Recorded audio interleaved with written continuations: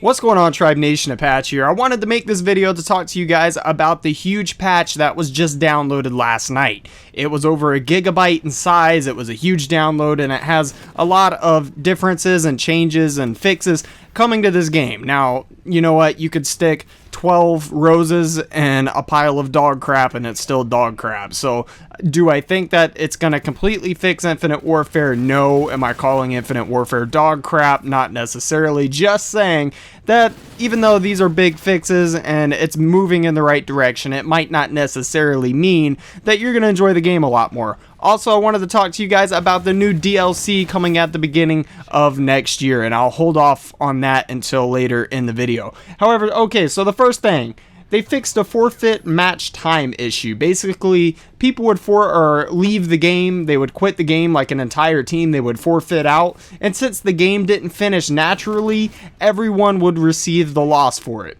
The other team would receive a loss for quitting, and even if you stayed in the game, you were still receiving a loss. So if you had that issue, you received a loss for it, but now that is fixed. Secondly, they fixed map exploits. People were using the FTL jump and like certain different exploits and features and glitches to get out of the map. Basically maps like Skydock, Frost, just a whole array. There was 13 maps that you could potentially get out of before this update, and they did make major fixes and patch that. Third, there was an issue fixed with mission team progress and round-based game modes. Mission teams are actually important because some weapon variants are only available through completing mission team challenges. So basically, if you were playing a round-based game mode, they were just messing up. They weren't giving you your challenges. They weren't giving you credit for what you were doing if you were playing games like Domination and Uplink, but now that is fixed. Now, there is a fix for the Warfighter Ping Trait Challenge. Not sure what that is, but apparently there is a fix for it. I'm going to throw it in there because maybe you know. Next, for hardcore players. So if you're a hardcore player out there, and any other Call of Duty or most any other Call of Duties, when you play hardcore, you don't have a HUD or an HUD. There's nothing on your screen but your gun and what you're shooting at. But they added the score of the game and the kill streaks that you earn. They're now going to show up in your heads-up display. Next, there is a fixed issue with nukes and round-based game modes. This is probably the biggest patch out of this update.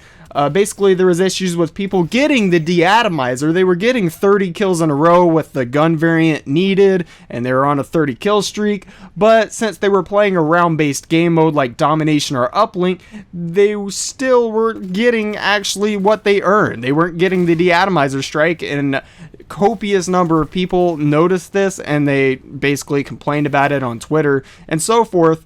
And so now that's potentially fixed. Let's hope. Let's just hope I can get one, right?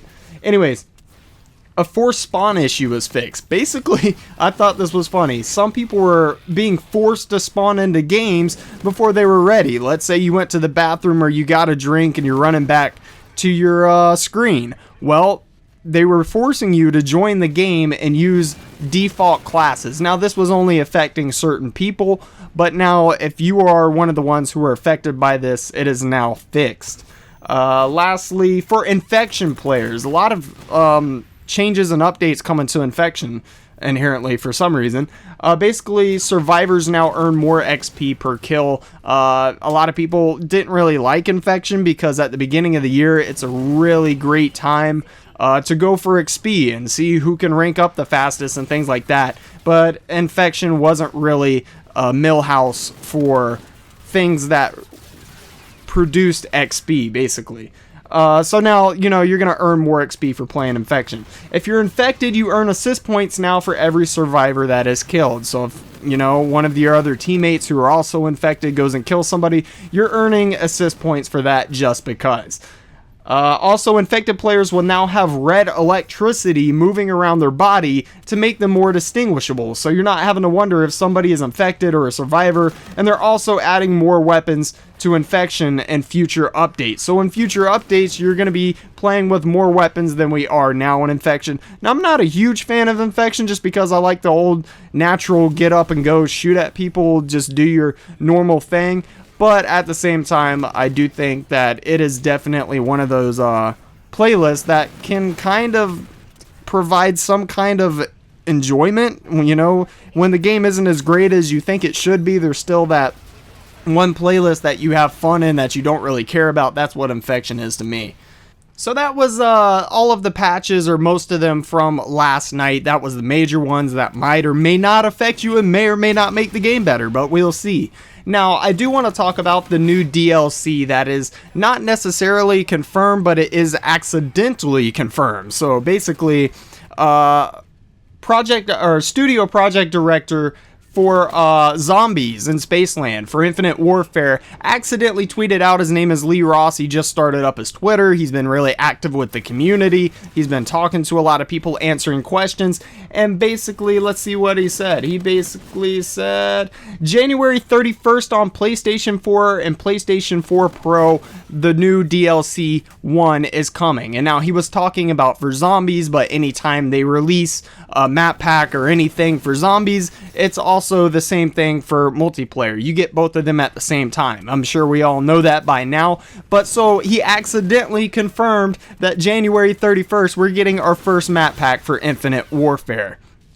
Now, I'm not necessarily excited because, as we all know, Infinite Warfare is not the best Call of Duty we've all put our hands on, but I am curious, and I'm worried to see how the numbers and sales are going to do for the DLC, because people are already not the biggest fans of Infinite Warfare, but maybe curiosity could lead us into buying it. Like, for example, I was thinking Treyarch, at the end of their games, they always throw in some really eye-catchy, just nutty stuff, like the map Micro in Black Ops 3. We were playing on a giant picnic table with ants, and they were just having fun, and they wanted to really, it was a good send-off. But now, I feel like at this first DLC, we're going to see a lot of crazy stuff like that. Infinity Ward's really, I don't want to say desperate, but they're kind of desperate to reel in some of their old fan base that kind of gave up on this game extremely early or didn't want to buy it at all. So if they produce a really interesting DLC 1, then it could bring that fan base back. And it's extremely important to do at the beginning of a Call of Duty, because that's when it's the freshest and the most people are going to be playing it. I also wanted to say that, you know what, a lot of remakes, like Terminal, Terminal in this game is great. Like, I'm not gonna lie, the map is great. I think the idea looks cool. Everything about it looks good. And as a fan base, we've always been attracted to these remade maps, these remakes. We want to see maps in a different time. You know, like if we could see, let's say a Modern Warfare 3 map. Arcaden. Let's say they remake Arcaden.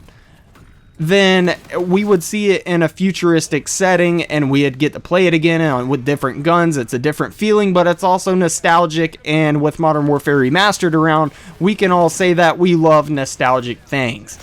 Things like Michael Myers, Infinity Ward's known for, they introduced that in Call of Duty Ghosts. It would be interesting to see if they did that again. I want to see things like that added into these DLCs, just because, you know what, the DLC, it's downloadable content. It's just an extra. It's not that serious, and we still have our core maps and things like that, but I want to see some, you know, creativity that actually makes me have fun with this game, instead of just getting pissed off at some of these core maps and things like that. I feel like this DLC, they're really going to have to try hard and go out for it, and we're probably going to see a lot of crazy stuff, but if not, then that's their bad, not mine. Anyways, I hope you guys enjoyed the video. Feel free to leave your thoughts in the comment section below. I'm also trying to hit my first 100 subscribers, and I'd really appreciate it if you guys want to help out with that. But as for now, I'll see you guys later.